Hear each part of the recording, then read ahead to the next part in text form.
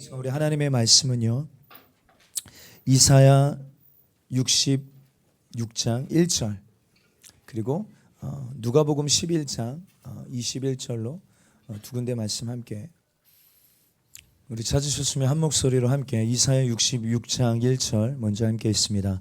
여호와께서 이와 같이 말씀하시되 하늘은 나의 보좌요 땅은 나의 발판이니 너희가 나를 위하여 무슨 집을 지으랴 내가 안식할 처소가 어디랴. 아멘.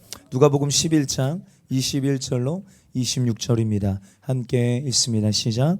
강한 자가 무장을 하고 자기 집을 지킬 때에는 그 소유가 안전하되 더 강한 자가 와서 그를 굴복시킬 때에는 그가 믿던 무장을 빼앗고 그의 재물을 나누느니라. 나와 함께하지 아니하는 자는 나를 반대하는 자요 나와 함께 모으지 아니하는 자는 해치는 자니라. 더러운 귀신이 사람에게서 나갔을 때 물 없는 곳으로 다니며 쉬기를 구하되 얻지 못하고 이에 이르되 내가 나온 내 집으로 돌아가리라 하고 가서 보니 그 집이 청소되고 수리되었거늘 이에 가서 저보다 더 악한 귀신 7을 데리고 들어가서 거하니 그 사람의 나중 형편이 전보다 더 심하게 되느니라. 아멘. 이사야 66장 1절 본문의 말씀 통하여서 처소 전쟁 이와 같은 제목으로 하나님의 말씀 나누실 때 오늘 저와 여러분들에게 큰 은혜가 있게 되기를 예수님의 이름으로 축복합니다. 우리가 계속 매년마다 함께 나누는 동일하고 반복된 주제의 말씀들이 있습니다. 그것은 레위기 23장에 나오는 7가지의 절기, 여호와의 7절기라고 말하는 하나님의 시간입니다. 이 7절기는요 6월절로부터 시작됩니다.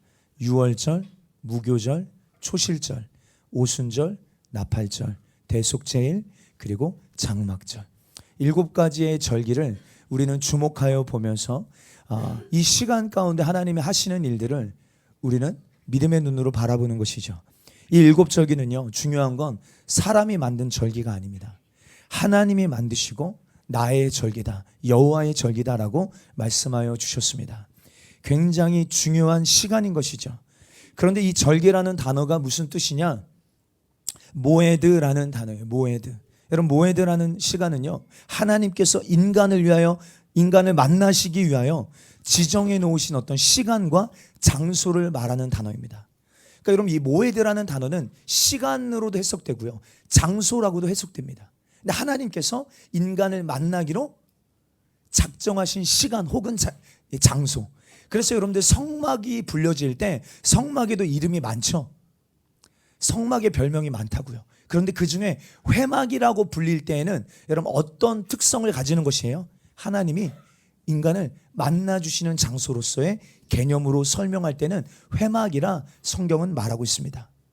여러분 그러므로 요 7절기를 알면요 이 시간 가운데 하나님께서 우리를 만나주시고자 하시는 특별한 시간과 특별한 어떤 장소적 의미가 그 안에 있음을 분명하게 알 수 있습니다. 그래서 유대인의 남성들은요 크게 3번 첫 번째는 6월절, 오순절 그리고 초막절 요 3번에는요 예루살렘에 와서 장소로 와서 하나님이 만나주시겠다고 하신 장소로 와서 하나님께 몸을 보이면서 그 시간을 지켜야 합니다. 요 3번이지만 사실은 7절기가 요 3번 안에 다 들어가 있어요. 6월절을 지키면 무교절, 초실절 다 지키고요 오순절 그리고 초막절을 지키면 그 앞에 있는 나팔절과 대속제를 함께 다 지킬 수 있는 거예요. 그래서 7절기를 통하여서 하나님께서 만나주시겠다고 하신 시간이요. 우리는 이것을 주목해야 되지 않겠습니까? 할렐루야. 아멘, 아멘. 굉장히 중요합니다. 여러분 한번 생각해 보세요. 6월절에 정확하게 예수님이 십자가에서 돌아가셨습니다. 여러분 아무 때나 돌아가신 게 아니에요. 예수님이 십자가에서 그냥 여러분들 로마 병정들에게 끌려가 아무런 의미가 없는 시간에 십자가에서 죽으신 것이 아니라 6월절이라고 말하는 하나님이 정하신 시간 가운데 여러분 십자가에서 돌아가셨습니다. 그리고 무교절 여러분 누룩 없는 떡이신 예수 그리스도를 상징하시죠. 이 무교절 기간에 예수님이 무덤에 장사되시고 여러분들 초실절 여러분들 예수님의 부활의 시간입니다. 여러분 초실절은 원래 뭐 하던 날이죠? 초실절. 초실절은요 가장 먼저 추수한 보리곡단을요 주님 앞에 올려드리는 시간이에요. 여러분들 가장 먼저 여러분들 곡식단을 구별하여서 하나님 앞에 먼저 올려드려야 본격적인 추수를 할 수 있는 거예요. 그게 그날이 언제냐? 초실절인데 예수님이 초실절에 부활하셨어요. 이 말은 뭘 의미할까요? 예수님은 우리의 부활의 첫 열매가 되셨습니다. 할렐루야. 이 말은 뭐예요? 이젠 본격적으로 여러분 추수와 부활, 여러분들 우리 예수님 다시 오시면 여러분 우리 몸이 변화돼요. 이 썩을 몸이 썩지 아니할 몸으로 변화돼요. 부활의 몸으로 마치 예수님처럼 부활의 몸으로 변화돼 우리 주님을 뵙게 될 줄 믿습니다. 여러분 그날을 상징하는 시간입니다. 여러분 다시요. 우연한 일입니까? 여러분 이 시간과 그 시간 가운데 하나님 행하신 일들이요 우연일까요? 절대 우연 아닙니다. 우연일 수가 없습니다. 그러니까 때로는요 예수님께서요 아까 십자가에 달리시는 날이 6월절이라고 했는데 여러분 예수님께서 때로는요 여러분들 유대인들이 자기를 죽이려고 할 때 때로는 예수님이 그 자리를 피하십니다. 마치 도망가는 것 같은 모습이에요. 예수님이 그 자리를 의도적으로 피해버리세요. 아직 때가 이르지 않으셨기 때문입니다. 근데 때가 이르시니까요 마치 너희가 할 일을 해라, 그냥 잠잠히 도살장에 끌려가는 양같이 예수님께서 죽으러 가시더라 이 말이에요. 그러니까 정확한 시간에 하나님이 정하신 이 모에드라는 시간 가운데 하나님이 우리에게 베푸시려는 은혜를 이루시려 하나님은 그 일들을 행하시더라는 것이죠. 그리고 성령, 여러분들 성령님 언제 오셨습니까? 오순절날 오셨어요. 할렐루야. 아무 날이 아닙니다. 오순절에 오셨다 이 말이에요. 오순절. 여러분 별로 감동도 없으시고 감격도 없으시고 재미도 없으시고 아니시죠? 여러분 성령님이 아무 날 오신 게 아니에요. 제자들은 성령님이 오순절날 오실 줄 몰랐어요. 그냥 약속의 말씀을 붙들고 부활하신 예수님이 제자들과 40일 함께 계시다가 부활 승천하시면서 예루살렘 떠나지 말고 아버지께서 너에게 보내실 성령을 기다려라. 그래서 그 말씀 그냥 붙잡고 기도하는 거예요. 그런데 열흘이 지나고 오순절 날이 이름에 이렇게 성경은 말하죠. 사도행전 2장에 보면 오순절 날이 이미 이름에 성령이 그 시간 가운데 역사하십니다. 근데 여러분 참 놀랍고 신비한 것은요 여러분들 구약에 보면 요 오순절 날 하나님께서 우리에게 주신 게 있어요. 그게 뭐냐면 십계명입니다. 출애굽기 19장 이하에 보면 주님과 언약을 맺고 여러분들 하나님께서 백성들에게 언약을 주신 날, 말씀을 주신 날이 언제라고요? 오순절이에요. 그런데 말씀이 육신이 되어 우리 가운데 오셔서 여러분들 이 땅 가운데 오셨을 뿐만 아니라 우리 안에 오셔서 그 말씀이 이루어지게 하시는 성령이 오신 날도 언제냐면 오순절입니다. 여러분들 이거 우연일까요? 절대 우연이 아니다 이 말이에요. 그러므로 이 네 가지 절기는요 이미 이루어진 절기입니다. 그렇죠? 6월절, 이 무교절, 초실절, 오순절은요 이미 이루어진 절기예요. 이루어진 절기, 예수 그리스도를 통하여서 정확하게 성취된 절기입니다. 그럼 이제 남은 절기가 뭐라고요? 여러분 우리 승리하는 교회 성도들이 이거 외워야 됩니다. 그냥 툭툭툭 나와야 돼요. 제가 한두 번 얘기하는 게 아닙니다. 지금 나팔절, 대속제일, 장막절 요 세 절기가 이제 남았습니다. 여러분 이 절기는요 뭐와 연관된 절기입니까? 예수님의 재림이요, 다시 오시는 예수님의 재림과 연결되어지는 절기예요. 여러분들 그렇다면 예수님 다시 오실 텐데 믿으십니까? 아무 때나 오실까요? 아멘 아멘. 몰라요. 우리는 몰라요. 언제 오실지 몰라요. 그러나 제가 믿기로는 아무런 의미가 없는 시간에 오실 것 같지가 않아요. 하나님이 정하시고 약속하신 은혜를 베푸기로 결정하신 시간 가운데 오실 것 같다라는 분명한 믿음이 제 안에는 있어요. 그래서 이 절기로 보면요, 하나님이 언제 오시냐? 나팔절에 오시겠구나. 이 시즌에 오시겠구나. 또 대속제일에 주님 오셔서 영원한 속죄를 이루시고, 장막절은 뭘 말해요? 이제는 신랑 되신 예수님과 신부된 교회가 영원한 처소로 들어가는 날이 언제냐? 장막절입니다. 소망 되십니까? 할렐루야. 그럼 여러분 일곱 절기는요 매년 뭐예요? 이 사이클이 매년 반복되어 옵니다. 매년 반복되죠. 여러분 헬라적인 사고는요 여러분 시간이 그냥 흘러가는 거예요. 흘러간 시간으로 여깁니다. 근데 히브리적 사고는요 아니요, 반복되어지는, 여러분들 다시 돌아오는 개념으로 여겨요. 다시 돌아오는 거예요. 그러니까 다시 돌아올수록, 이 시간이 다시 돌아올수록 그 의미는 더 강력해지고, 이 절기의 의미와 강도는요 예수님의 재림이 가까우면 가까울수록 더 뚜렷해지고 강력해지고 있다라는 사실을 우리는 기억해 볼 필요가 있습니다. 그러므로 다시 반복되어지는 이 절기를 통하여서 여러분 예수님의 재림을 기다리는 성도들로 하여금 뭐하게 하시는 거예요? 우리로 하여금 더 깨어있게 하시고, 그날을 더 사모하게 하시고 갈망하게 하신다 이 말이에요. 여러분 유대력으로 다가오는 내일과 내일 모레 월화가 오순절입니다. 교회력으로는 다음 주일이 성령 강림 주일인데 유대력으로는 5, 7, 8, 5년 내일과 내일 모레가 여러분들 오순절이에요. 여러분 이 시간을 그냥 보내지 않게 되기를 저 여러분 축복합니다. 약속의 시간이잖아요. 내가 약속한 게 아니라 하나님이 약속하셔서 만나 주시겠다라고, 이 시간 가운데 하나님의 은혜를 베풀어 주시겠다라고 정하신 시간이라고요. 그럼 우리 이 시간 가운데 깨어있게 되기를 저 여러분 축복합니다. 우리 어젯밤에 그 오순절 우리 특별기도회가 금요일부터 시작됐는데 많은 성도들이 나오셨어요. 거의 한 30명 가까이 오셨던 것 같아요. 와, 함께 기도하는데 그 어떤 시간들보다 저는 개인적으로 굉장히 주님의 방문하심이 있었고, 굉장히 제 마음이 정말로 주님의 그 불로 뜨거워지고, 정말로 주님의 말씀하시는 게 더 구체적으로 선명해지는 시간들이었어요. 함께 모여 기도할 때. 왜요? 오순절 날이 이르기 전에 제자들이 뭐 했습니까? 사도행전 1장에 보면 오로지 마음을 같이 하여 기도하기에 힘썼다는 거예요. 성령님을 보내신다고 약속하셨는데 그 성령님을 받을 준비를 하고 있었던 거죠. 기도로 준비했는데 여러분 우리에게 그런 시간들이 반드시 필요할 줄 믿습니다. 레위기 23장 24절 시작. 이스라엘 자손들에게 말하여 이르라. 일곱째 달 곧 그 달 첫날은 너희에게 쉬는 날이 될지니 이는 나팔을 불어 기념할 날이요 성회라. 아멘. 이 구절은요 나팔절을 이야기하는 절기입니다. 일곱째 달, 여러분들 일곱째 달 첫날은요 나팔절입니다. 유대력으로. 여러분 그날이 첫날이래요. 그리고 이 말씀에 근거하면 나팔절에 하라고 하신 게 크게 세 가지입니다. 첫 번째, 나팔을 불어 기념하라. 두 번째, 쉬어라. 안식해라. 그리고 세 번째, 성회로 모여라. 주님이 그렇게 명령하셨습니다. 근데 특별히 나팔을 불어서 기념하라라고 하셨어요. 기념하라. 그러니까 무엇을 기념하라고 하는 것일까요? 여러분 원어로 보면 이 기념하라라는 단어가 지크론이라는 히브리어예요. 이것은요 기억하라, 회상하다 이런 뜻입니다. 그러니까 이 나팔절은요 무언가를 기억하는 날입니다. 나팔절은 어떤 날이라고요?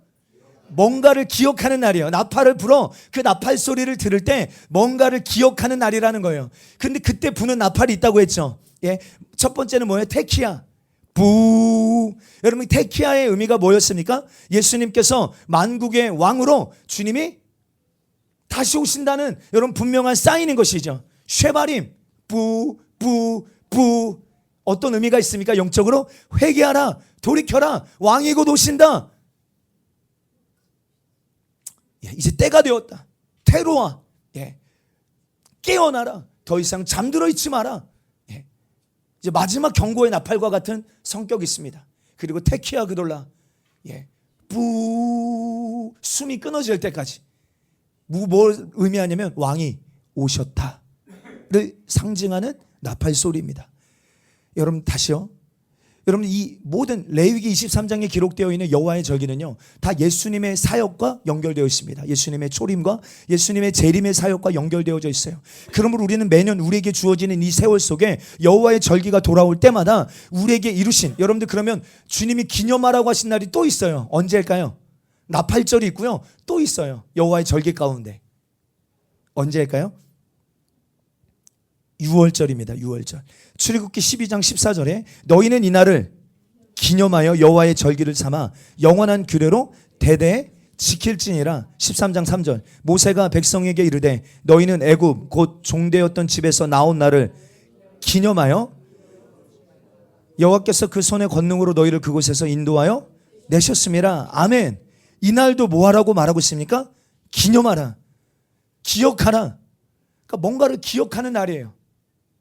6월절과 나팔절은요 뭔가를 기억하는 날입니다. 6월절부터 보면 뭘 기억하는 날일까요? 우리로 하여금 이미 이 6월절은 이루어진 사건이잖아요. 이날은 그러므로 우리에게 뭘 기억하는 날입니까? 애굽에서 종되었던 그 집에서 나온 날을 기억하는 거예요. 내가 원래 어떤 존재인지를 알고 이런 나를 하나님이 어떤 은혜를 베푸셔서 나를 죄와 저주와 사망에서 어둠에서 구원하여 주셨는지를 기억하는 거예요. 할렐루야. 이거 잊어버리면 우리 신앙에 문제가 생긴다고요. 하나님이 우리에게 베푸신 은혜를 잊어버리면 문제가 생깁니다. 기억하라. 매년 사이클이 돌아올 때마다, 이 6월절이 올 때마다 주님이 초림에 다시 처음에 오셔서 행하신 그날을 기억하는 거예요. 나팔절에 부는 나팔 소리를 듣고 또 우리는 기억하는 것입니다. 주님 다시 오시는 그날을, 다시 오셔서 모든 만물을 심판하시고 통치하시고 이 땅은 없어지지만 새하늘과 새 땅이 도래하는 그날을 우리는 기억하며 기념하며 준비하며 깨어있기를 원하시는 주님의 마음이 요 절기 안에 담겨 있다라는 사실을 저와 여러분들 명심하기를 주의 이름 축복합니다. 아멘. 여러분들, 유대력으로 올해가 5785년입니다. 5785년. 이 5785년 오순절이 월요일부터 화요일까지 있어요. 여러분들, 저는 그렇게 믿습니다. 2000년 전에 마가의 다락방에 임하셨던 성령의 그 방문하심이 2000년 전에 끝난 것이 아니라 그때로부터 요엘 선지자를 통해 주님 뭐라고 말씀하셨어요? 내가 만민에게 내 영을 부으시겠다라고 말씀하셨어요. 구약에는 특별한 사람들, 선지자나 사사들이나 왕이나 선지자나 하나님이 쓰시는 하나님의 종들에게 간헐적으로 성령이 임하셨다면, 이제는 예수의 보혈로 거룩해진 심령이라면 주님이 모든 이들에게 성령을 부으시겠다라고 약속하셨으며 그 약속이 성취되는 시간입니다. 그러므로 그 2000년 전부터 오늘 이 시간까지, 오늘날까지 열방 곳곳에서 매일매일 성령의 방문하심과 성령의 일하심과 성령의 충만함을 받은 교회들이 주님의 일들을 감당하며 주님 오실 길을 준비하고 있음을 저와 여러분들 주목해 보게 되기를 주의 이름 축복합니다. 우리만이 아니라 여러분, 우리나라도 1907년 평양 대부흥이 있었다고도 말씀드렸지만, 여러분 그 전에 여러분들 웨일즈의 부흥, 아주사에 나타났었던 부흥, 많은 부흥들이 있었어요. 여러분, 우리가 그래서 기억해 볼 필요가 있습니다. 지금도 성령님은 교회 위에 충만하게 임하셔서 정말 교회를 사로잡으시고 교회를 통치하실 뿐만 아니라 그 교회를 통해 하나님의 나라와 구속사를 이루어 가고 계신다는 거예요. 여러분, 중국의 여러분 공산주의가 얼마나 여러분 지금 심각합니까? 그래서 여러분들 선교사들을요 다 추방합니다. 중국에서는 이제 선교사에 여러분 어떤 신분으로는 전혀 사역할 수가 없습니다. 과거에도 그랬고 지금 더 심해지고 있어요. 근데 여러분들, 그렇다고 해서 복음이요 여러분들 확장되지 않는 것이 아닙니다. 여러분, 우리는 보통 지하교회라고 표현하잖아요. 지하교회. 여러분들, 성령 임하시면요 하나님 나라는 확장되어 갑니다. 할렐루야. 성령의 사람을 통하여서요. 지금 뭘 말씀드리려고 하냐면, 이 시간에도 성령님은 일하고 계신다 이 말이에요. 우리 짧은 2, 3분 되는 영상인데요. 좀 과거 영상이에요. 중국 지하교회 얼마나 성령이 임하셔서요 어떤 일들을 행하셨는지를 이야기하는 짧은 영상입니다. 한번 보겠습니다.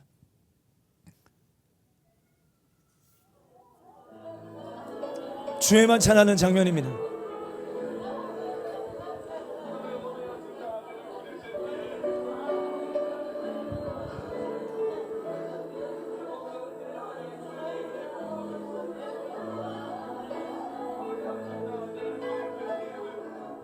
지난 50여 년간 선교사들이 추방된 이후 세계교회는 중국의 형제들을 위해 중보하였다. 그 결과 측량 못한 하나님의 섭리가 중국교회를 부흥시켰고, 이제 새로운 역사를 위한 그릇으로 연단해 온 것이다.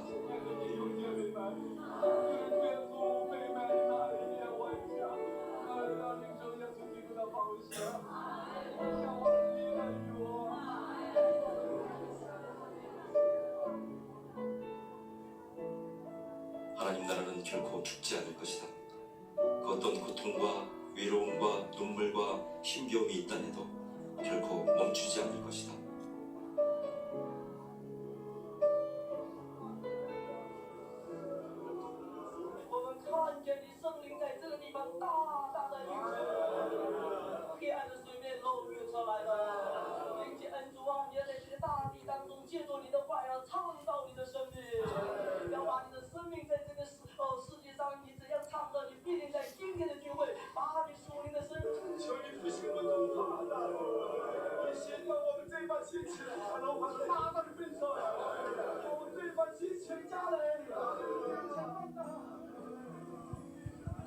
죽은 듯 가려진 그 풍경의 이면 속에서도 성령의 역사심. 90년대에 나타났던 중국의 부흥의 역사입니다. 여러분, 하늘에 속한 사람이라는 책을 아시는지 모르겠습니다. 위니라는 형제가 여러분 성령의 충만함을 받아서 중국 곳곳을 돌아다니며 정말 복음을 전하여 하나님 나라의 확장과 실제적인 마치 사도행전에서 나타났던 동일한 역사들이 여러분들 이 시대 가운데 나타났던, 그래서 많은 영적인 지도자들이 지금 중국에 세워져 있고 정말 코로나를 통과해내면서 여러분들 실제적으로 지하교회 소식들, 중국 지하교회 소식들을 들어보면 이 코로나 시대 가운데에서도 여러분들 중국 지하교회는 여러분 부흥했다는 거예요. 성령의 역사가 여러분 저 공산주의로 충만한 여러분 저 땅 가운데서도 성령이 임하시는 교회는 여러분 지금도 여러분들 일하고 계시는 줄 믿습니다. 여러분 5785년이라고 말했어요. 우리 작년 나팔절에 그런 말씀드렸죠. 여러분들 이 숫자 5는요 히브리어로 헤이를 상징합니다. 여러분 숫자 값에는요 히브리어 단어에는 숫자 값이 있고요, 게마트리아라고. 여러분 또 이 숫자는요 히브리어의 어떤 단어와 연결되어져 있는지 짝이 있는데 숫자 5는 히브리어 헤이를 상징합니다. 이 헤이는 어떤 의미를 가지고 있냐면 성령, 하나님의 숨결, 호흡, 이런 단어예요. 이런 단어. 그런데 이 5가 5785년에는 두 번이나 들어 있습니다. 두 번이나 헤이가 있는 단어예요. 여러분 히브리어 구조에서요 두 번이 나오면, 뭔가 두 번 나오면 강조거든요. 강화. 그러니까 헤이가 은혜와 성령을 말하는 단어라면 성령을 통한 은혜와 기름 부음이 2배면 우리는 이것을 갑절이라고 말하죠. 갑절. 그래서 여러분 우리가 믿음으로 바라보고 소망하는 것은 무엇이냐면 2000년 전에 마가 다락방에 성령이 임하셨던 것처럼 성령의 강력한 방문과 성령이 주시는 강력한 은혜와 기름 부음이 하나님 다시 한번 이 시즌에 우리에게 있게 하여 주시옵소서. 누구도 부인할 수 없는 하나님의 영광을 주여 보게 하여 주시옵소서. 왜요? 우리 하나님은요 때와 시즌과 계절을 바꾸시는 분입니다. 할렐루야. 하나님에게는 능력이 있으셔서 다니엘서 2장에 보니까 그 능력 갖고 뭐 하시느냐, 하나님은 때와 시즌을, 계절을 바꾸시는 분이래요. 좋지 않을 때를 좋은 때고 때로 바꾸실 수 있는 분인 줄 믿습니다. 이 사망의 그늘이 짙어져 있는 이 시간을 다시 한번 부흥의 때로 바꾸실 수 있는 능력을 가지신 분이 우리 아버지신 줄 믿습니다. 여러분들 정말로 중요합니다. 그러면 중요한 것은 무엇입니까? 여러분 성령이 오셔야 부흥도 있고 성령이 오셔야 놀라운 돌파도 있고 회복도 있고 새롭게 됨도 있어요. 중요한 건 뭐냐면 우리가 그 성령님을 온전히 모실 수 있는 거룩한 처소로 준비되느냐 아니냐, 이게 문제입니다. 이게 관건이에요. 여러분들 5785년이 오기 전 5784년에 여러분 우리나라 가운데 특별히 의도적으로 굉장히 많은 사건 사고들이 특별히 교회 안에 많이 있었습니다. 많이 드러났던 시간들이었어요. 여러 단체들 가운데서 많은 어려움들과 문제들이 막 드러났던 시간들입니다. 그런데 그 무너졌던 모든 것들의 원인이 뭐였냐면 거룩함에 대한 문제였어요. 거룩함에 대한, 하나님 앞에서의 거룩함을 완전히 잃어버린 그 무너진 현상이요 드러났다 이 말이에요. 마치 하나님께서 의도적으로 드러내신 것과 같은 시간이었어요. 아니 원래 좀 그런 사건들이 한두 번씩 터졌는데 여러분 작년에는요 의도적으로 하나님께서 마치 들추신 것처럼 그런 거룩함이 깨어져 있었던 한국교회의 실상들을 하나님이 계속 보여주시고 깨닫게 하시더라는 거예요. 다. 그런데 문제의 원인이 뭐냐면 거룩함의 문제였다는 것입니다. 그럼 다른 측면으로 생각해 볼까요? 왜 하나님은 이런 일들을 계속 허락하시고 왜 이런 수치스러운 모습을 드러내셨을까? 하나님은 당신의 몸된 교회를 청소하고 여러분 깨끗게 하시는 시간이었음을 저는 믿습니다. 그냥 벌하시고 그냥 끝난 것이 아니라 하나님이 그것을 들추셔서 회개하게 하시고 다시 한번 청소케 하시는 그런 시간으로 사용하시는 시간. 왜요? 왜 그렇습니까? 어떤 계획을 가지고 계시느냐? 올해 이 5785년은 갑절의 성령의 은혜와 갑절의 성령의 기름 부음의 역사를 허락하시려고 하나님이 준비하신 시간이기에 우리가 이것을 경험하지 못했던 강력한 성령의 방문하심을 허락하기를 원하시는 주님의 감동과 감화가 있는 시간들이기에 주님은 거룩하신 분이잖아요. 할렐루야. 사람은 타락할 수 있지만 주님은 주님의 몸된 교회를 버리지 아니하시고 다시금 사용하기를 원하시잖아요. 그래서 올해 하나님이 부으시는 하나님의 은혜와 기름 부음을 받기에 합당한 그릇으로 정말 깨끗하게 청소하시고 주님이 회복해 하고 계시는구나.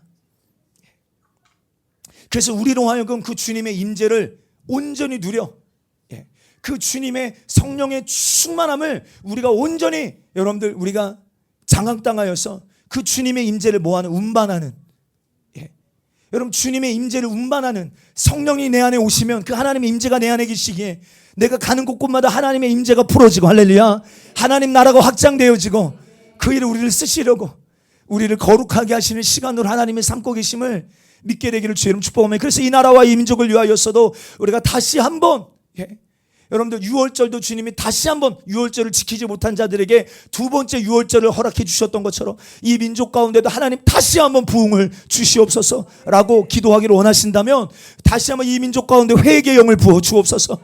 말씀 앞에 우리의 수치와 더러움과 거룩함이 깨어져 있는 주님의 임재를 누릴 수 없는 받아낼 수 없는 이 더러운 그릇을 주님 정결하게 깨끗하게 씻어 주시옵소서. 지금 우리가 회개하며 기도해야 될 때입니다. 여러분 다윗 시대예요. 여러분들 언약궤를요 수레에 실어서 운반하지 않았어요.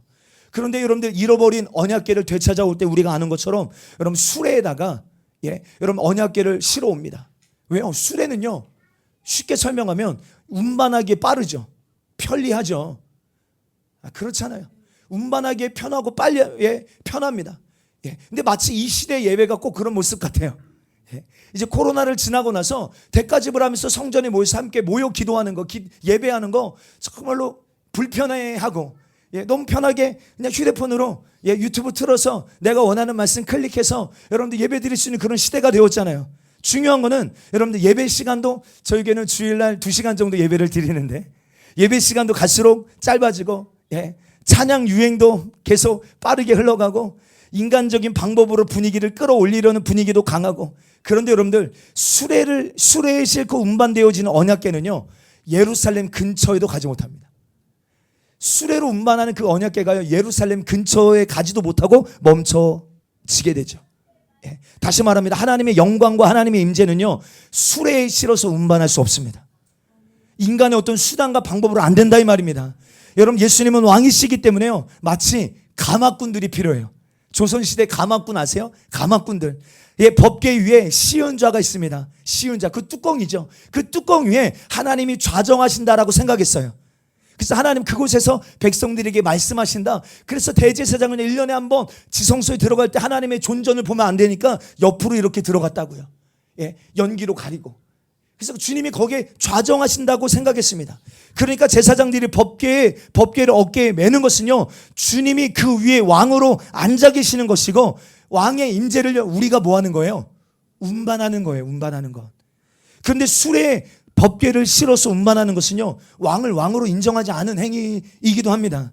하나님을 왕으로 인정하는 것이 아니라 하나님을 내게 필요한 도구로 인정하는 그런 태도인 것이죠. 하나님을 도구로 여기는 심령 가운데는요 하나님의 왕되심의 권세와 하나님의 임재하심을 우리는 온전히 누릴 수 없어요. 오늘날까지 한국교회가 기복적인 신앙에 매여서 하나님을 수단적 도구로만 사용했습니다. 여러분 그래서는 더 이상 하나님의 임재를 누릴 수가 없습니다.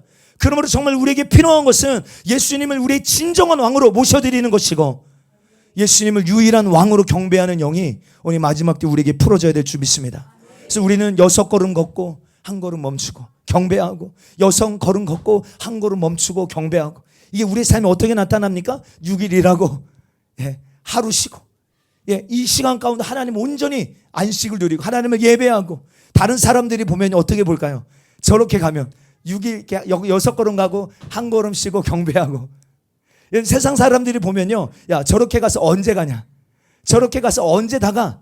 라고 할지 모르겠지만 하나님의 임재는요 인간의 효율과 편리 가운데 임하는 것이 아니라 얼마나 주님을 인정하고 존중하고 우대해드리고 경외하느냐에 따라서 결정되기 때문에요. 주님을 인격적으로 모셔드리고 환영해드릴 때 왕으로 영접해드릴 때 여러분 이 나라의 주인이 누구십니까?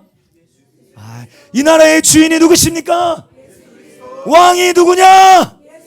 할렐루야.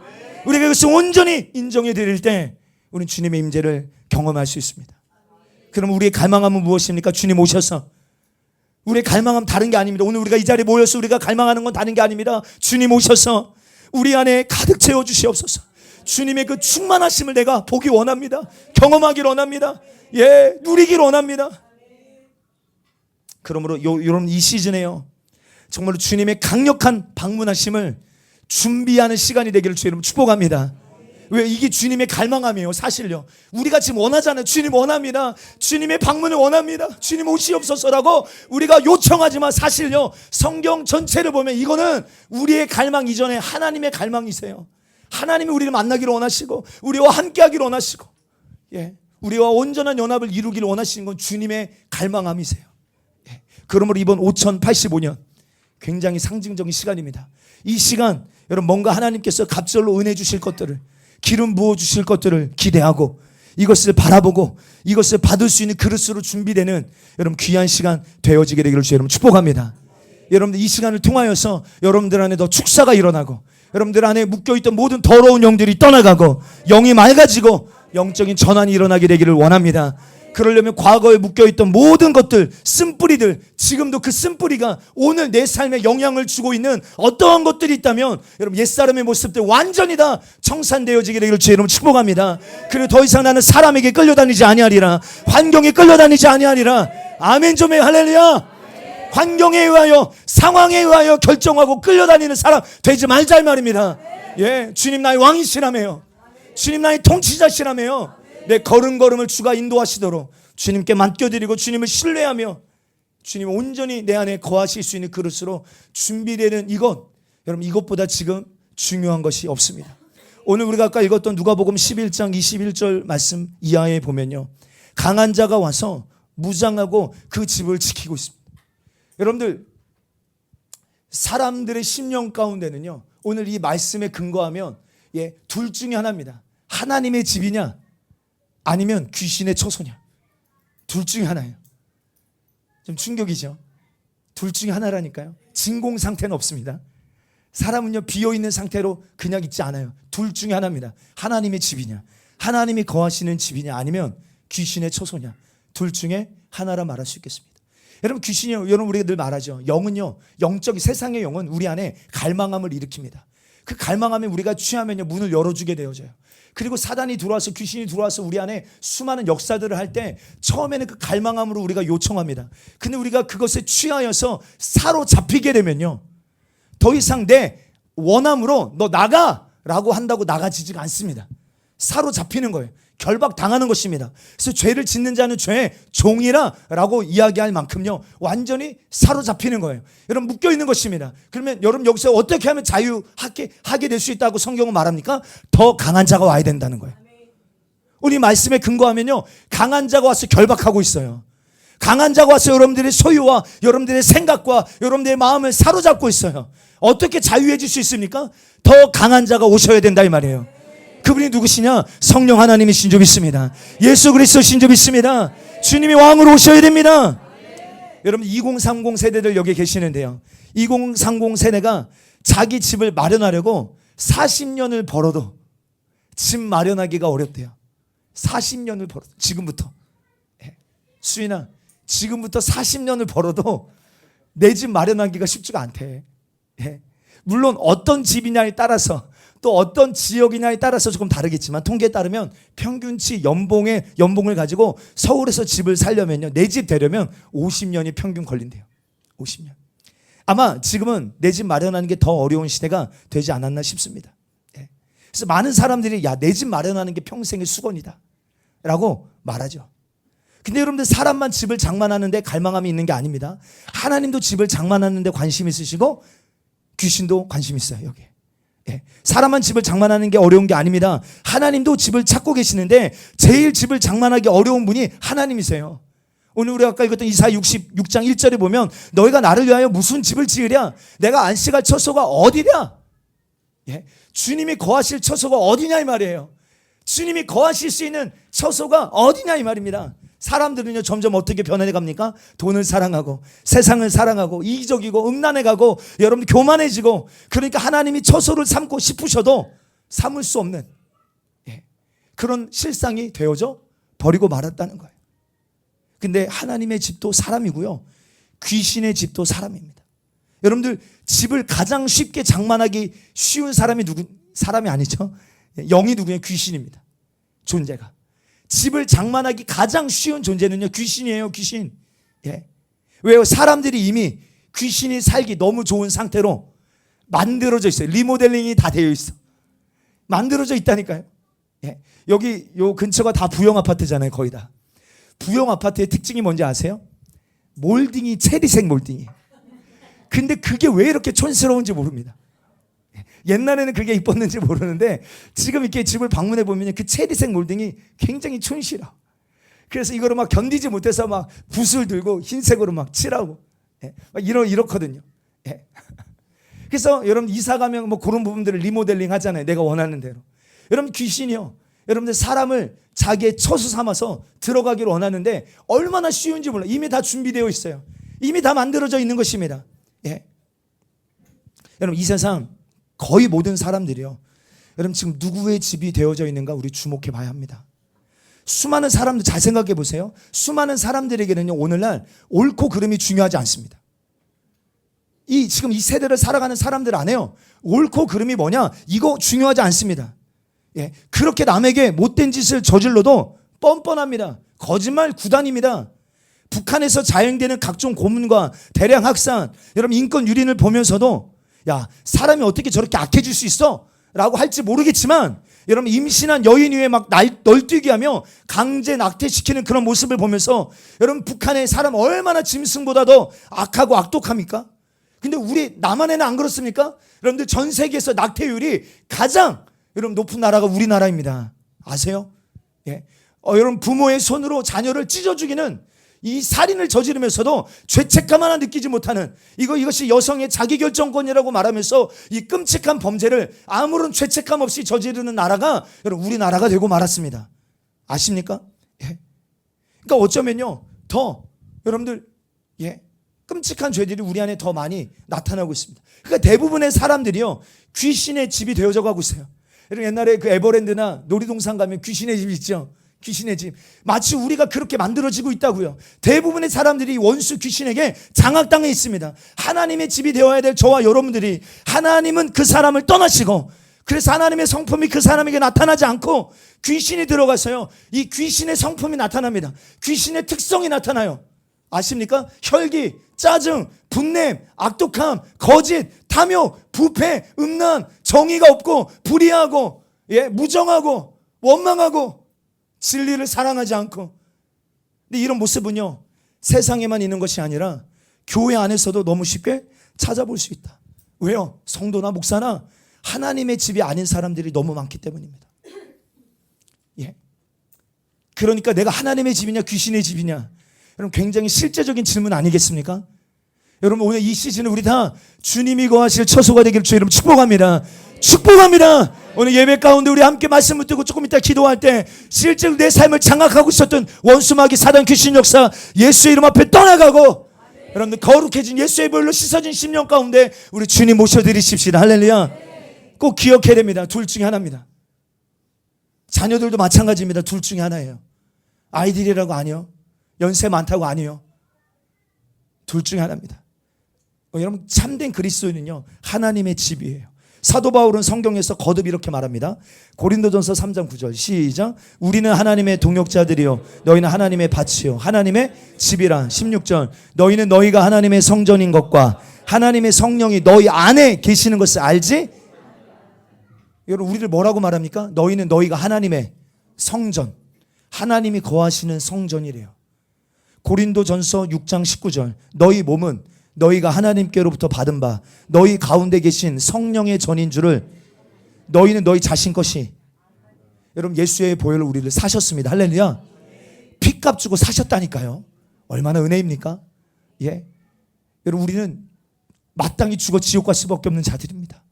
근데 그 죄값을 예수님의 피값 지불하시고 우리를 죄에서 사셨습니다. 사망에서 우리를 구원하셨어요. 속량 죄 사함을 주셨어요. 그리고 우리를 하나님께 드리셔서 소유권이 이전된 거야. 이제는 내게 아니야. 내 인생은 내게 아니야. 영접하는 자. 예수님 영접하셨어요? 누구로요? 왕으로, 구주로. 할렐루야. 그러니까 내 삶의 주인이 바뀐 거예요. 예, 내게 아니에요. 주님의 것이에요. 근데 더 은혜는 뭐냐면 주님의 것인데 주님이 거하시는 성전으로 우리를 삼으신다는 거예요. 고린도서 6장 16절 하나님의 성전과 우상이 어찌 일치가 되리요 우리는 살아계신 하나님의 아멘 아멘 우리는 살아계신 하나님의 성전이라.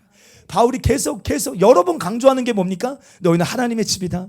너희는 하나님의 성전이다. 여러분 좌우로 인사해 주세요. 당신은 하나님의 성전입니다. 아멘. 그리스도인은요 반드시 하나님의 집이고 하나님의 집이 되어야 됩니다. 아멘. 몸속에는 영이 있습니다. 그렇죠? 근데 몸속에는 영이 빠져나가면요 사람 죽어요. 그렇죠? 육은 마치 살아있는 것 같은데 몸 안에서 영이 쑥 빠져나가면 육이 죽습니다. 사람의 몸과 영 속에 하나님이 계셔야만 그 사람은 사실 살아있는 사람이에요. 몸을 가지고 있어도 그 속에 하나님의 영이 계시지 않으면 그 사람은 살아있으나 죽은 자예요. 맞습니까? 육체와 같은 자예요. 예? 육신이에요. 그냥. 그러나 여러분들 하나님이니까 몸속에서 우리 몸에서 떠나가시면 하나님의 영이 우리 안에 계시지 않으면 그럼 죽어있는 우리 인생 꼭 기억해야 됩니다. 하나님이 우리 속에 거하셔서 실제 내가 살아있는 존재가 되어지는 거예요. 하나님의 영이 내 안에 거하셔야만 실제 내가 살아있는 존재가 되는 거예요. 육신에 숨을 쉬고 밥 먹고 움직인다고 살아있는 게 아닙니다.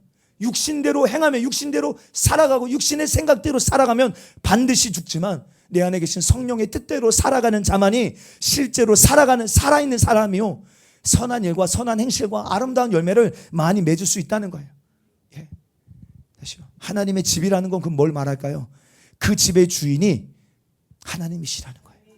반대로 어떤 사람이 귀신의 집이 되었다라고 말하는 것은요 그 사람은 누구의 소유가 되었다는 거예요? 귀신의 소유가 되었다는 거예요. 그러면 그 사람을 다스리는 대상은 하나님이거나 귀신이거나, 그러니까 지배의 의미죠. 지배의 의미도 이 집 안에 들어가 있습니다. 지배의 의미. 그래서 우리는 반드시 하나님의 집이 되어야 된다. 하나님의 다스림, 하나님의 통치. 그래서 그 안에서 내가 하나님의 모양과 하나님의 형상대로 회복되어지는 것이 여러분 우리의 구원의 방향성입니다. 우리가 아까 읽었던 누가복음 11장에 보면요 사람이 귀신의 집이 될 수 있다는 것을 명확하게 보여줍니다. 예. 여러분 더러운 귀신이 사람에게서 나갔습니다. 그런데 물 없는 곳으로 다니다가 쉬기를 구하는데 쉴 곳을 얻지 못합니다. 왜요? 쉴 곳을 얻지 못한대요. 다 사람마다 뭐가 있는 거예요? 집 주인이 있는 거예요. 하나님이 주인이시거나 귀신이 주인이 되어서 이미 집 주인들이 다 있는 거야. 쉴 곳을 얻지 못해요. 그러자 그가 뭐라고 말합니까? 24절에 보면 내가 나온 내 집으로 돌아가리라. 여러분 사람을 뭐라고 말하고 있어요? 귀신이? 내 집이라고 말하고 있어요. 충격 아닙니까? 예? 내 집이라고 말하고 있다고요. 그러니까 우리가 귀신의 집이 될 수 있습니다. 예? 귀신이 나온 그 사람을 향하여 내 집 가보니까 그 집이 어떻게 돼? 청소되고 깨끗이 수리되었어요. 예. 그래서 더 악하고 더 더러운 귀신 7을 데리고 여러분들 그 집으로 들어갑니다. 그래서 그 사람의 형편이 이전보다 이유가 더 안 좋게 되었다라고 성경은 말하고 있죠. 그러니까 여기서 우리가 분명히 알 수 있는 게 있어요. 빈집으로 그냥 사람은 있는 게 아니에요. 둘 중에 하나다 이 말이에요. 둘 중에 하나다. 그러니까 우리가 축사 사역 아무리 해도요, 예수의 이름으로 아무리 몰아내도 내 안에 예수님이 주인 되지 않으시면 그 사람은 세상 말로 도루묵입니다. 도루묵이 될 확률이 높은 거예요. 예. 비어있는 상태는 없으니까요. 결국 빈집은 귀신의 집이 됩니다. 빈집으로 내버려두면 하나님의 집이 되는 게 아니라 귀신의 집이 되는 거예요. 일반 여러분 자연계에도 그렇지 않습니까? 아무리 멋진 집을 지어놔도 사람이 살지 않고 관리하지 않으면 그냥 방치해두면 진짜 얼마 가지 않아서요 폐허가 됩니다. 흉가가 되죠. 못 사는 집이 돼요. 예. 그러니까 중간은 없는 것입니다. 그러므로 저와 여러분들 하나님의 집이 되어야 될 줄 믿습니다. 영접하는 자 곧 그 이름을 믿는 자들에게는 하나님의 자녀가 되는 권세를 주셨다. 구원이라고 하는 것을 다른 표현으로 한다면요 예수님을 영접하는 거예요. 영접함으로 말미암아 하나님의 집이 되는 것입니다. 요한일서 5장 12절에도 아들이 있는 자에게는 아들이 있는 자, 영접하는 자 곧 그 이름을 믿는 자들 하나님의 자녀가 되는 권세를 주셨대요. 또 요한일서 5장 12절에는 아들이 있는 자에게는 뭐가 있고 하나님의 아들이 없는 자에게는, 그럼 오늘 교회 안에 둘 중에 하나다 이 말입니다. 사람이 있는데 그 속 안에 하나님의 아들이 있는 사람이 있고 그 사람은 뭐예요? 생명 있는 사람이에요. 하나님의 아들이 없는 사람은요 실상은 죽어 있는 사람입니다. 예. 예수님을 영접했어요. 왕으로 주인으로 내 삶의 보좌에서 내가 내려오고 예수님을 나의 유일한 왕으로 모셔드렸어요. 여러분 이 사람은 참된 구원이 시작되는 거예요. 예. 그러므로 성경은 이렇게 말합니다. 고린도후서 13장 5절 시작. 너희는 믿음 안에 있는가? 너희 자신을 시험하고 너희 자신을 확증하라. 예수 그리스도께서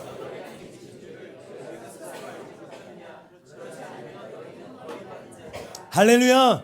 이 말씀 굉장히 중요한 말씀입니다. 뭐라고 말합니까? 너희는 믿음 안에 있는가? 너희 자신을 시험하고 너희 자신을 확증하래요. 그러면서 이어서 예수 그리스도께서 너희 안에 계신 줄을 너희가 스스로 알지 못하느냐? 이 말은요, 우리가 알 수 있다는 거예요, 모른다는 거예요? 알 수 있다는 거죠. 예, 알 수 있다는 거예요. 그 속에 하나님이 계시지 않는다면, 그 속에 예수님이, 성령님이 계시지 않는다면 그 구원은 그러면 진짜입니까? 가짜입니까? 아무리 교회 오래 다니고 아무리 여러분들 누군가 어떤 목사님이 당신 구원받았습니다라고 구원을 보장해 주는 것 같은 말을 들어도 그 사람의 구원은 가짜입니다. 확증하래요. 내 안에 하나님이 계시는가? 주님이 거하시는가? 스스로 알지 못하느냐? 알지 못하면, 하나님이 계시지 않으면 버림받은 사람이다. 그러므로 계속 동일한 선포합니다. 우리는요, 반드시 이 시즌에 하나님이 거하시는 집으로 만들어져야 될 줄 믿습니다. 절대 귀신이 집이 되면 안 됩니다. 한번 선포하십시다. 나는 반드시 하나님의 집이 되리라. 반드시 하나님의 집이 되리라. 아멘. 아멘. 여러분들, 하나님의 집인지 귀신의 집인지 예수님께서 하나님의 집에 대해 이렇게 말씀하세요. 요한복음 14장 1, 2절에 너희는 마음에 근심하지 마라. 하나님을 믿으니 또 나를 믿으라. 내 아버지 집에 거할 곳이 많도다. 그렇지 않으면 너에게 일렀으리라. 내가 너희를 위하여 거처를 예비하러 가노니. 아멘. 그러니까 아버지의 집이 하나님의 집이죠. 아버지의 집이 뜻하는 게 뭐냐면, 먼저는 여기서 천국이죠. 천국. 하나님의 집은 천국입니다. 그러면 어떤 사람이 하나님의 집이 된다는 것인가? 그 사람에게 천국이 임한다, 이런 개념이죠. 성경을 보면 너희는 거룩한 나라, 이렇게 말하고 있어요. 우리를 향하여 너희는 거룩한 나라. 계시록에도 예수 그리스도의 피로 사셔서 우리를 나라와 제사장 삼으셨다라고 말합니다. 우리는 거룩한 나라입니다. 할렐루야. 하나님의 나라. 예, 예수님을 영접하면 하나님의 집, 하나님의 나라가 시작됩니다. 하나님이 임하시면 우리 안에 천국이 임하게 됩니다. 할렐루야. 하나님이 계신 그 사람 자체가 하나님의 나라가 되는 거예요. 예, 그래서 하나님의 나라를 누리는 사람이요, 전국적으로 예수님 오실 때 천국 들어가는 거예요. 내 안에 임한 하나님의 나라를 경험하지 못한 사람이 주님 오실 때 천국 들어가는 게 아닙니다. 그러므로 우리 가정도 뭘 만들어야 될까요? 하나님의 나라를 만들어야 됩니다. 나도 하나님 나라를 만들어야 되지만 우리 가정이 하나님의 통치와 다스림이 나타나는 하나님의 나라가 될지어다. 성령이 계시면, 성령이 통치하시면 그 영이 하나님 나라가 되는 거예요. 로마서 14장 17절에 하나님의 나라는 먹고 마시는 것이 아니요 오직 성령 안에 있는 의와 평강과 희락이라. 아멘. 하나님의 나라는요, 그러니까 누구 안에서 이루어지는 거예요? 성령 안에서 이루어지는 거예요. 여러분, 하나님 나라가 이루어질지어다. 예. 이제는 돌판이 아니라 내 심령 안에 말씀이 새겨지고 새 영을 우리에게 부으셔서 이제는 우리 신앙이요, 성령의 인도함 받는 거예요. 성령의 인도함, 성령이 깨닫게 하시는 거예요. 할렐루야. 성령이 우리를 모든 진리 가운데로 인도하시는 거예요. 살 마음도 주세요, 성령님이요. 마음대로, 내 마음대로 사는 게 아니라 육신의 정욕대로 사는 게 아니라 말씀이 깨달아질 뿐만 아니라 말씀대로 살 소원을 막 성령께서 내게 주시고, 근데 내가 그렇게 살 능력도 없어, 나는. 근데 성령이 오시면 능력으로도 옷 입혀져. 여러분, 그러니까 성령 없이는 불가능한 하나님 나라가 이루어질 수 없어요. 예. 아까 우리 봤죠. 여러분, 저 중국과 같은, 여러분, 공산주의, 여러분 여기서 걸리면요, 여러분 중국 공안에게 끌려갑니다. 북한에만 정치범 수용소가 있는 게 아니에요. 정치범 수용소가 가장 많은 나라는 중국입니다. 예, 자기들의 정치적인 사상과 이념과 맞지 않으면 일당 체제죠, 중국. 예, 여러분 거기는요, 자기들의 사상과 맞지 않으면 여러분 다 불순분자들입니다. 그래서 다 정치범 수용소로 끌려가는 거예요. 예. 그래서 얼마나 많은 그리스도인들이 여러분들 고난당하고, 아까 거기서 말하는 윈 형제도요, 여러 번 끌려갑니다. 얼마나 많은 고문을 당하고 고난을 당하는지 몰라요. 그럼에도 불구하고 하나님 나라가 확장되고 부흥되고. 왜요? 그래야 끝이 오기에. 그래서 지상명령의 수종드는 성령의 사람들이 지금도 그 일을 감당하고 있다는 말이에요. 할렐루야. 성령 필요합니다. 환영합니다. 야, 그러려면 우리가 먼저 어떻게 된다고요? 하나님의 집이요, 하나님이 거하실 처소로 만들어져야 돼요. 여러분, 이 나라와 이 민족 위하여 계속 여러분들 다른 거 기도하지 마십시다. 지금 이 나라 가운데 하나님의 영이 임하시는 1907년에 임했던 평양 대회봉, 여러분 이 나라의 진짜 자랑거리예요. 여러분들 이거 열방이 자랑하셔야 돼. 하나님 이 나라를 사랑하셔서 이 나라에 성령을 보내서 저 백두의 산라까지 성령이 완전히 뒤덮어린 나라, 뒤덮어서서 놀라운 회개와 부흥이 일어난 나라, 그래서 열방으로 복음을 수출한 나라 대한민국입니다. 그런데 그 은혜를 잃어버렸어요. 그 성령을 여러분 온전히 누리지 못하는, 주님이 거하실 수 없는 전으로 변질되어 버렸다 이 말이에요. 교회가 세워져 있는 북한에요, 모든 여러분들 교회 터를 다 불태워버리고 지금 여러분들 그 공산주의 체제에서 김일성, 김정일, 여러분 38,000개가 넘는 여러분들 김일성 동상을 거기다 세워놓고 우상 숭배하는 곳으로 전락해버렸습니다.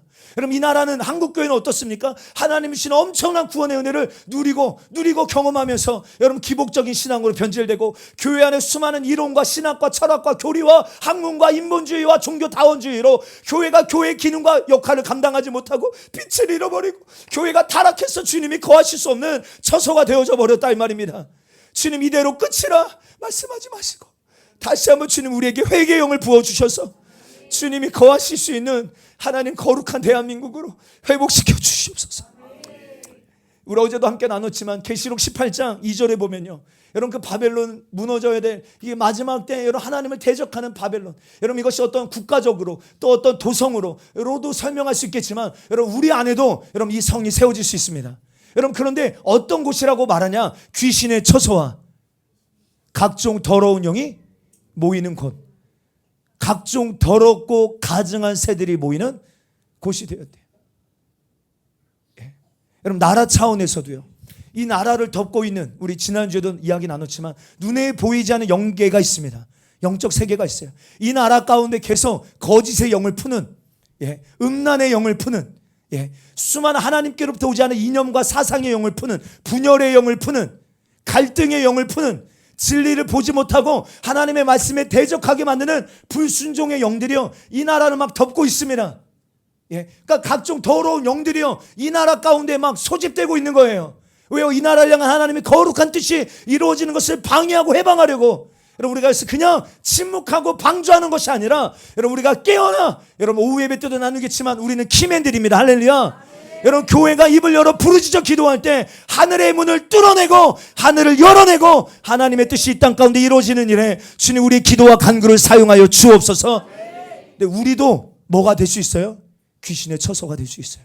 각종 더러운 영들이 모이는 곳이 될 수 있습니다. 요즘 사람보다 무서운 존재가 없는 것 같아요. 사람보다 악하고 여러분 악랄하고 이런 악하고 더러운 계획을 세우는 존재가 여러분 짐승보다 사람이 더 악하지 않습니까? 수많은 각종 더러운 영들이 사람 안에 모여들기 때문입니다.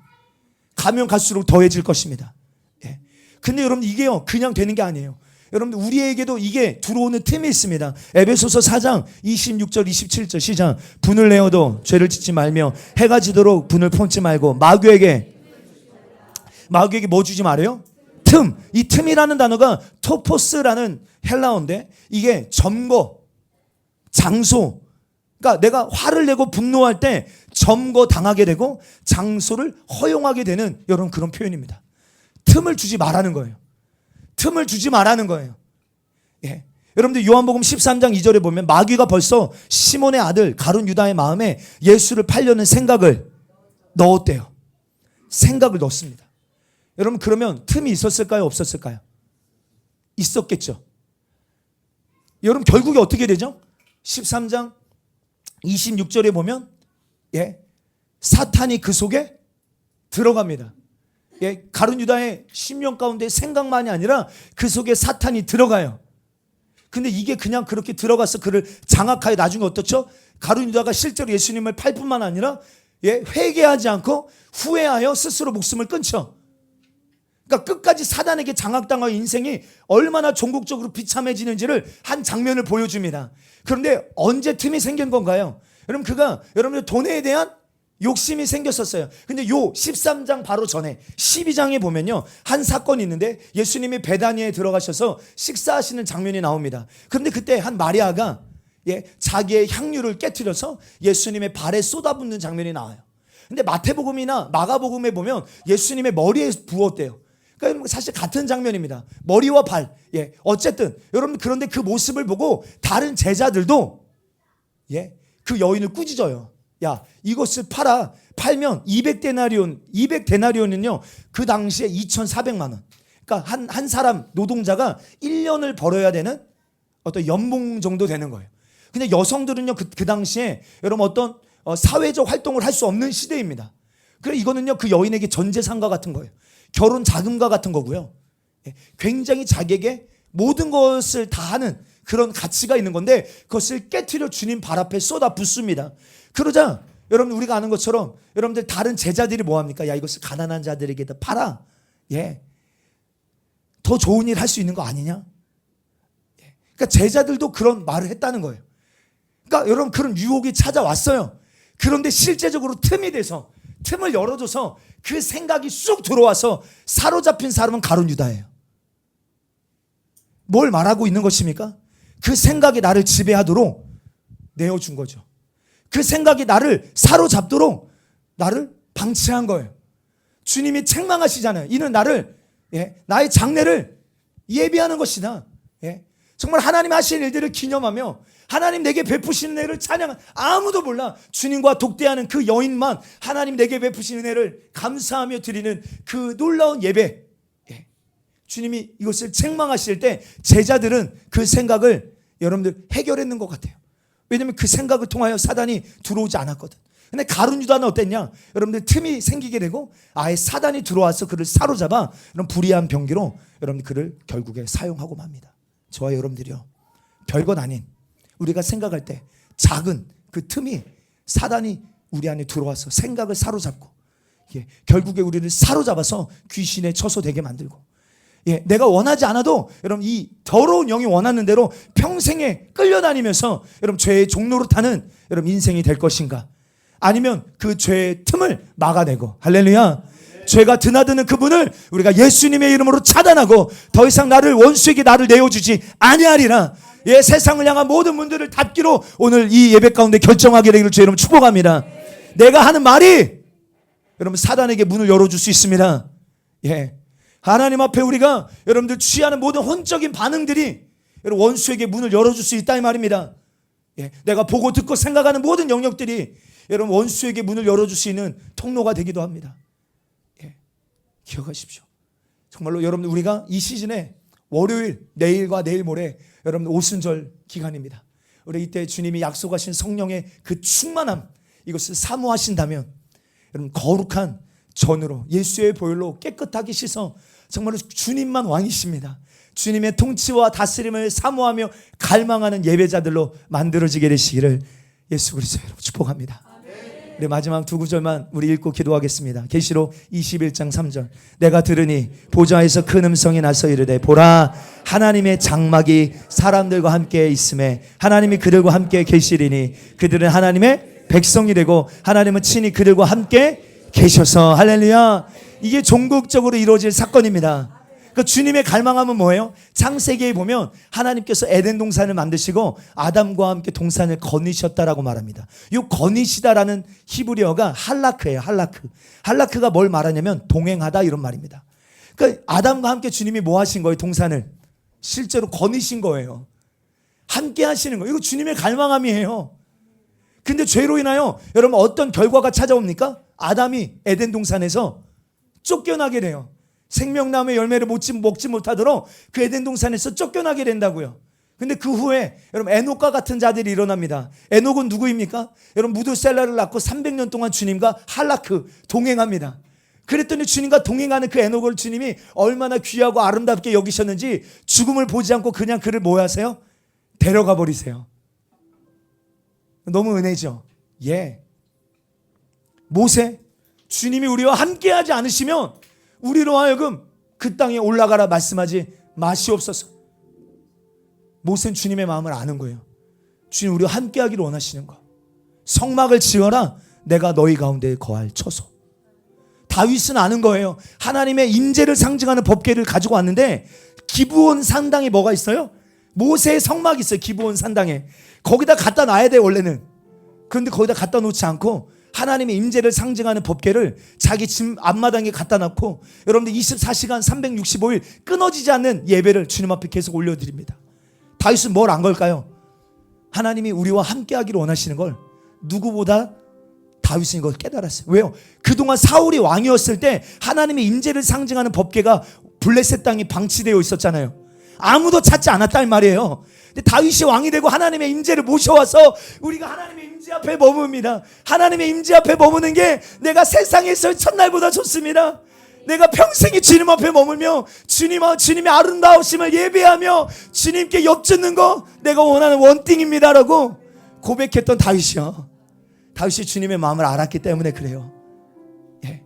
실제로 예수님이 이 땅에 그래서 그 갈망함을 가지고 이 땅에 오셔서 하나님과 하나 될 수 없는, 하나님과 우리의 사이를 가로막고 있는 죄의 문제를 당신의 육체로 찢으셔서 하나님과 우리가 하나 되게 하시는 놀라운 은혜를 주셨습니다. 할렐루야. 임마누엘, 하나님이 우리와 함께 계시다 함이라. 그리고 종국적으로 예수님 다시 오실 때 하나님의 장막이 사람들 위에 치시겠대요. 하나님의 장막이 사람들과 함께 있음에 하나님이 그들과 함께 계시리니 다시는 사망이 없고 애통하는 것이나 곡하는 것이나 아픈 것이 다시 있지 아니하리니. 근데 그날 하나님과 영원히 하나 되어지는 그날 사모하신다면 지금 우리가 해야 될 게 있습니다. 그것이 무엇입니까? 에베소서 2장 22절 시작. 너희도 성령 안에서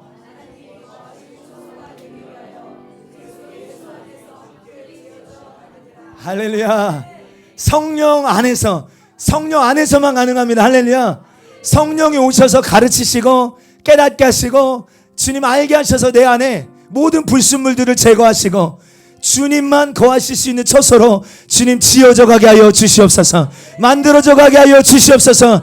결단하십니까? 사모하십니까? 우리 한번 다 같이 두 손 높이 들고 우리 한번 주여 한번 외치고 주님의 거하실 처소로 거룩하게 단장되게 하여 주옵소서. 주여 한번 외치고 기도합니다. 주여.